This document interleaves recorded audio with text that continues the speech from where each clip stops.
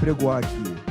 Obrigado. Parecer Agora. na indicação número 17, 2024, autor da indicação Joicemar Lima Tejo, matéria: análise da pertinência do ingresso do IAB como amicus curiae na ADPF 1122, que versa sobre a impossibilidade de o Poder Judiciário condenar o réu no processo penal quando há pedido de absolvição do órgão acusador. Relatores pela Comissão de Direito Penal, doutor Cristiano Fragoso e Ricardo Pieri, que está aqui do meu lado, e o professor Lênio Streck, da Comissão de Direito Penal, que no momento não temos a sua imagem, mas temos a sua voz de forma nítida. Eu, então, professor, lhe passo a palavra para fazer a apresentação da Comissão de Direito Constitucional. Muito No bem, prazo de muito obrigado. 10 minutos, por favor, tá? Eu serei breve. O único pedido que eu lhe faço. Obrigado. Muito obrigado, serei breve. Prazer estar com todos. Sou um dos subscritores, acho que não teria impedimento de fazer o parecer. De todo modo, em preliminar, queria só saudar o doutor João Pedro pelo brilhante parecer anterior, apenas fazendo a ressalva. Como é possível que um advogado defenda o livre convencimento judicial que faz vítimas todos os dias? Vamos conversar sobre isso, doutor João Pedro.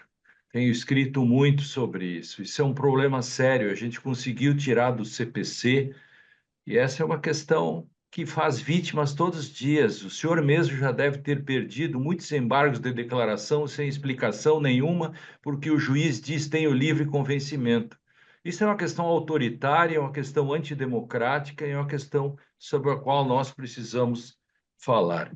Muito bem, um grande abraço, João Pedro, que eu sou mais velho e me dou esse direito aí de falar isso. Muito bem. Com relação a esse parecer, a indicação do estimado Joicemar trata do 385. Isso é um velho problema nosso, isso é um problema que nos atinge todos os dias. E para que serve o Ministério Público? Essa é a pergunta que tem que ser feita, que o próprio Supremo Tribunal vai ter que se fazer. O Ministério Público serve para quê? Quer dizer, o Ministério Público é o dono da ação penal, o Ministério Público faz a acusação, que, aliás, faz coisas que não deveria fazer, por exemplo, como um agir estratégico. Essa é uma questão atrasada. Sequer a doutrina Brady, Leonardo Isaac, nós cumprimos no Brasil, que é a questão que está, inclusive, no Estatuto de Roma, que o promotor, a acusação deve colocar na mesa tudo o que ele tem, e quando investigar, tem que investigar a favor também da defesa. Isso o Ministério Público não faz. Pois bem, além de tudo isso, na hora H de pedir absolvição, requerer absolvição ou posicionar-se a favor de uma prisão da soltura de um réu, o juiz ignora totalmente, como se ali o Ministério Público não existisse. Eu diria que o primeiro que tinha que fazer essa defesa nem éramos nós, eram os próprios membros do Ministério Público. O Ministério Público que devia dizer: olha, eu sou importante, eu sou o dono da ação penal. O que eu vou dizer, o que eu digo, tem importância, o juiz não pode ignorar. Agora, lamentavelmente, eu tenho visto, tenho sido criticado por causa dessa ação, a 1022, porque o Ministério Público acha que pode continuar e deve continuar por uma questão, para mim, equivocada, de que ele tem uma certa obrigatoriedade ou não, e mesmo assim, isso para mim não é relevante, essa discussão sobre a obrigatoriedade ou não. A questão toda é, num sistema acusatório, como, por exemplo, o júri na Espanha, no momento em que o membro do Ministério, o acusador, retira a acusação ou pede absolvição, o júri é extinto. Termina. Por quê? Porque não há mais interesse. Que interesse tem o Estado brasileiro, que é representado pelo Ministério Público, de continuar uma acusação?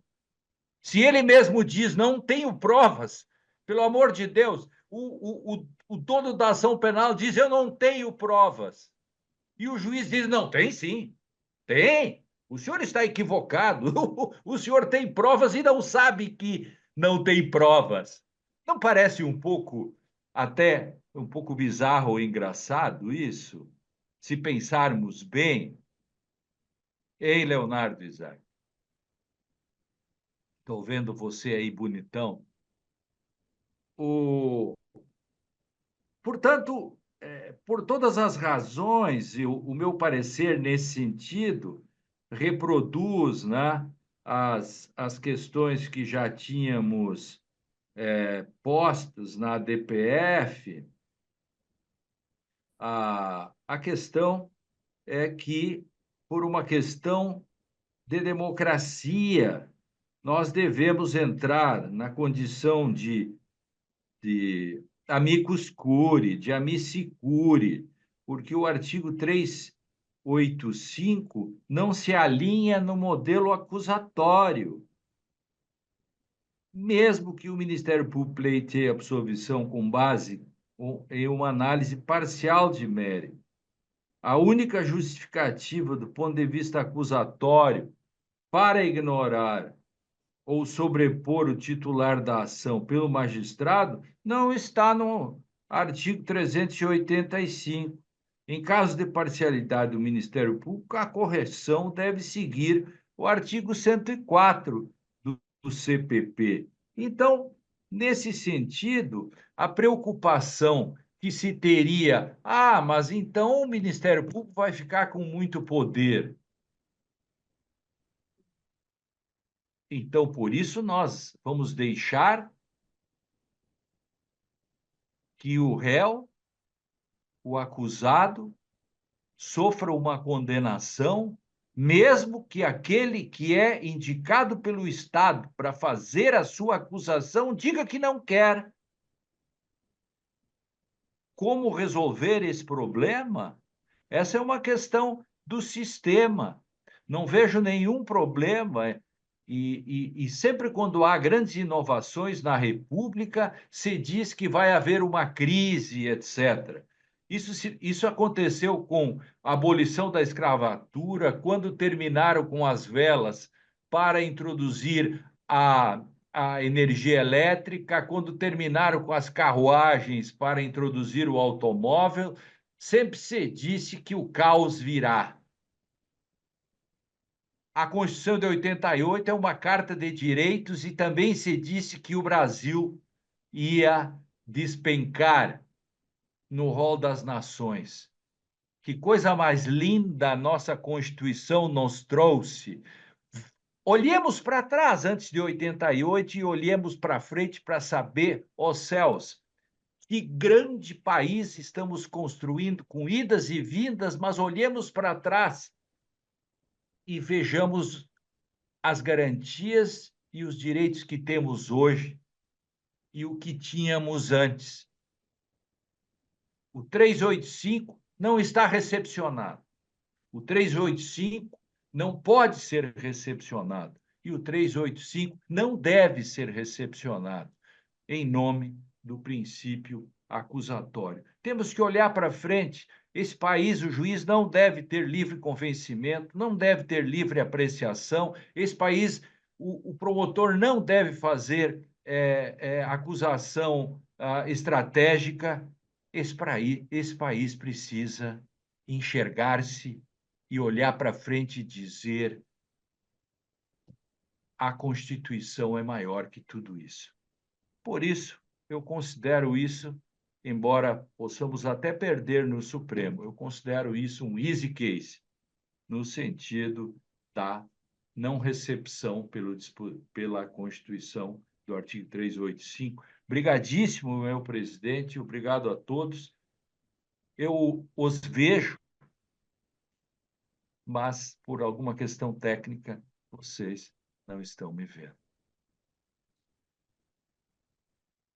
Imagina, professor, um prazer ouvi-lo.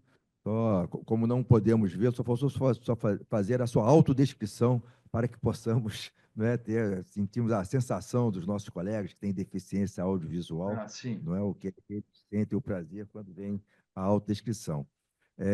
Passo então a palavra agora para o Ricardo Pieri fazer a apresentação do parecer da Comissão de Direito Constitucional. Ricardo, você com a palavra.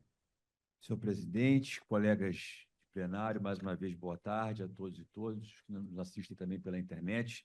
Sempre difícil falar depois do professor Lênio, né? Sempre um prazer, uma alegria ouvi-lo, aprender com o professor Lênio.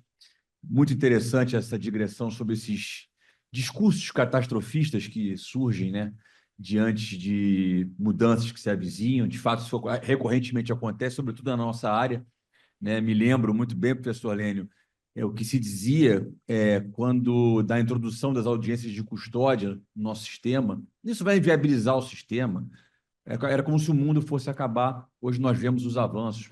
Algo similar estamos vendo agora com a questão do juiz das garantias. Isso é impossível de executar, isso é inviável. O sistema vai parar de funcionar e daqui a alguns anos nós vamos também colher os avanços disso. Então, isso tudo é recorrente, cabe a nós aqui enfrentar essas situações, fazer o nosso papel e tentando impulsionar o ordenamento jurídico uma concretização das garantias constitucionais previstas no quadro constitucional.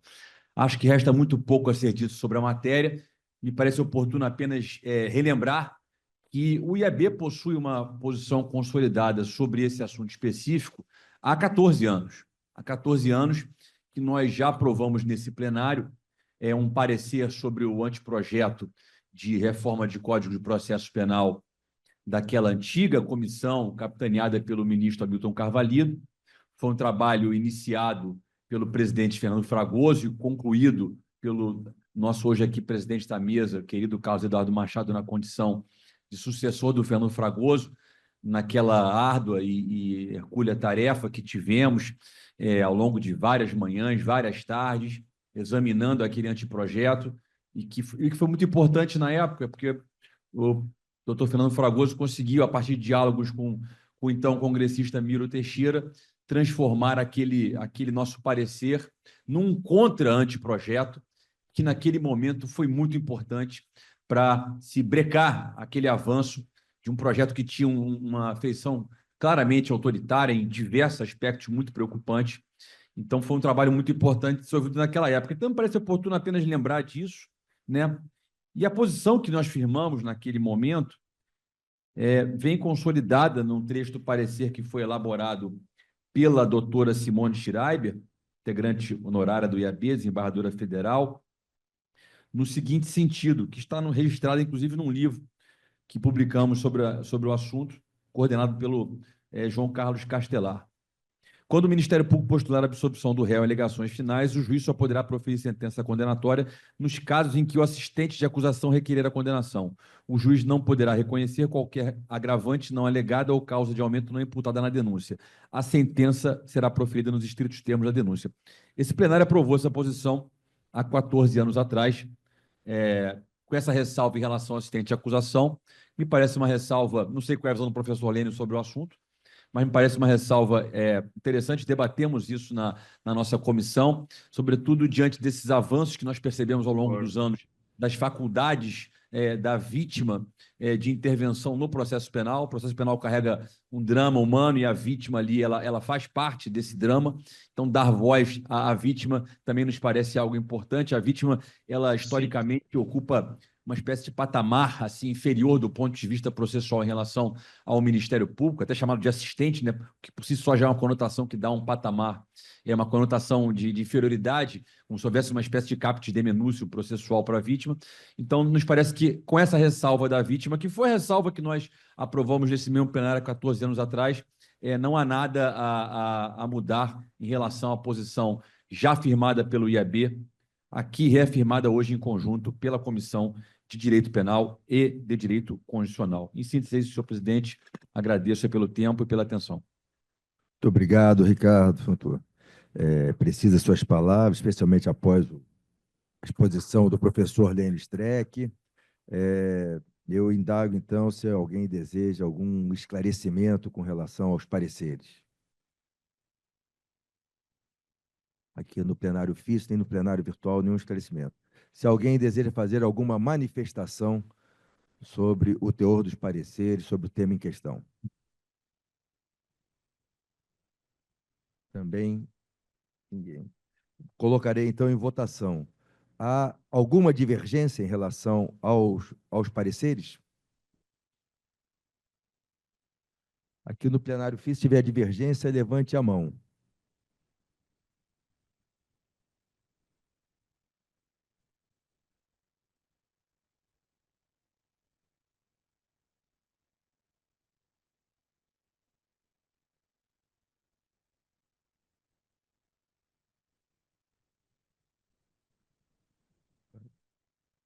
Bom, por ampla maioria, aprovados os dois pareceres. Eu parabenizo os dois relatores.